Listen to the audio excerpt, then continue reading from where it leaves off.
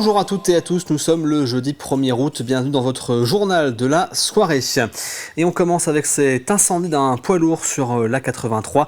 L'intervention est toujours en cours actuellement, l'autoroute est coupée en direction de Nantes. Il y a actuellement 10 km de bouchons. Il est vivement conseillé par Vinci d'éviter le secteur. La sortie est obligatoire au niveau de la sortie 7 près de Saint-Hermine.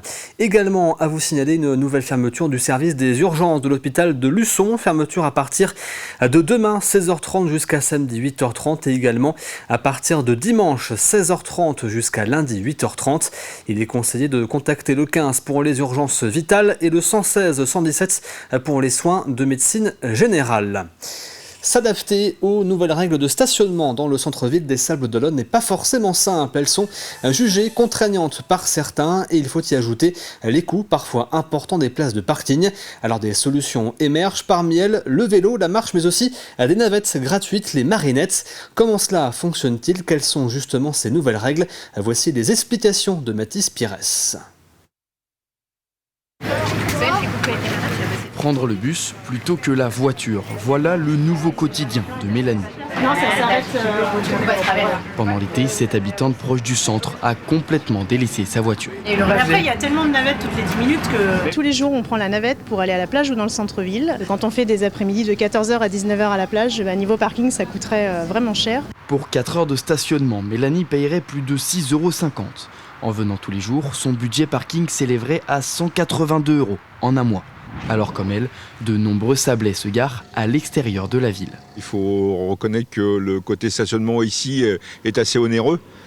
Voilà, et là, le fait que ce soit gratuit, c'est bien pratique, quoi. Ils viennent, ils se stationnent sur ce parking, ils montent directement dans les marinettes et ils peuvent aller à la plage où ils veulent sans payer, c'est gratuit. Ici en Pointillé, les places de parking sont payantes toute l'année. Et du 1er juillet au 31 août, dans cette zone en vert, le passage de voitures est filtré. L'objectif, éviter les voitures ventouses et ramener plus de clients au commerce. Moi, au niveau des retours, en tout cas, j'ai quand même des clients qui disent qu'ils trouvent plus facilement des places de stationnement parce qu'il y a un turnover qui est plus rapide en fin de compte. Les riverains, eux, peuvent souscrire à un abonnement 120 € par an la première voiture et rajouter 700 € pour la deuxième. Un budget conséquent pour Patricia, riveraine retraitée. Elle a dû vendre sa voiture. Je suis tous en voiture. Et je suis âgée et c'est dur. Chaque jour en moyenne pour ce mois de juillet, 2665 personnes ont pris les navettes gratuites et ont laissé la voiture à l'extérieur de la ville. Et dans le cadre de ce reportage, la municipalité des Sables-d'Olonne n'a pas donné suite à nos nombreuses sollicitations et n'a pas souhaité s'exprimer. 1800 km de pistes cyclables en Vendée, de quoi faire plaisir aux amateurs de la Petite Reine et à ceux qui veulent découvrir le département en 2 roues. Afin de faire connaître ce réseau, les équipes de Vendée Expansion s'installent tout l'été en bord de piste pour les rendez-vous de la Vendée Vélo. Présentation des parcours, des hébergements à proximité, les cyclistes y trouvent tous les renseignements. Nous, on est très contents d'avoir des itinéraires balisés, des véloroutes. On recherche ça, c'est pour ça qu'on a fait plusieurs véloroutes dans toute la France. On trouve que cette véloroute, elle est bien balisée, elle est agréable parce qu'on est toujours au bord de l'eau. Et puis on a trouvé camping au bord de la route, très sympa. Et d'ailleurs, en fait, on vient un peu en reconnaissance, parce qu'on a l'habitude de faire du vélo avec nos enfants, qu'on n'a pas avec nous aujourd'hui. Et on s'est dit que ça pourrait être sympa de revenir avec les enfants, parce que c'est agréable, c'est roulable et ça se passe bien. C'est assez facile, assez plat, c'est bien à faire en famille. Toujours dans le cadre de notre série sur les châteaux, les lieux historiques de la Vendée, nous prenons la direction de la commune de Puyraveau, dont l'histoire est intimement liée à celle des Templiers. Le célèbre ordre y a édifié une commanderie et une église.